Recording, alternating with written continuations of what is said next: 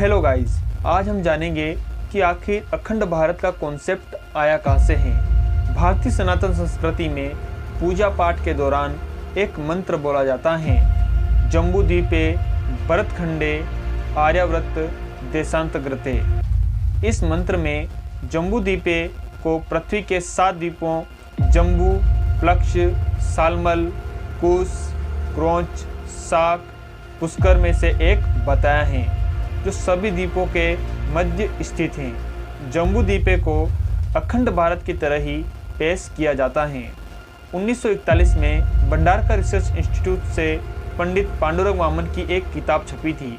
इसमें लिखा है, भारतवर्ष के अंदर कई सारे देश आते थे और भारतवर्ष जम्बूद्वीप के अंदर था।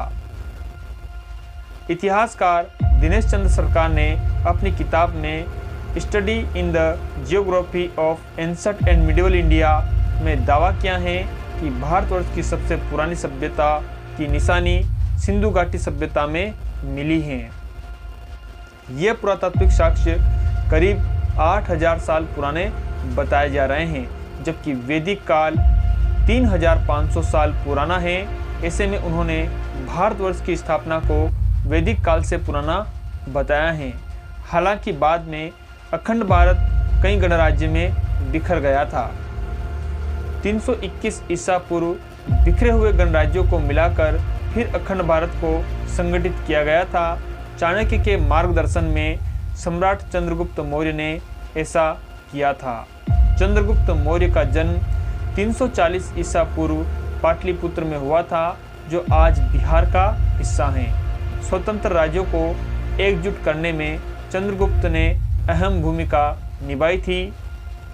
322 ईसा पूर्व चंद्रगुप्त मौर्य नंद साम्राज्य को हराकर इस पर कब्जा जमाने में सफल हुए थे।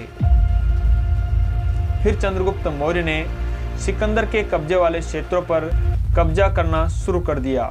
305 ईसा पूर्व में सेल्यूकस और चंद्रगुप्त के बीच जंग हुई, जिसमें चंद्रगुप्त की जीत हुई। इसके बाद उसने सिकंदर के सेनापति रहे सेल्यूकस से कूटनीतिक संधि के लिए उसकी बेटी हेलन से शादी की।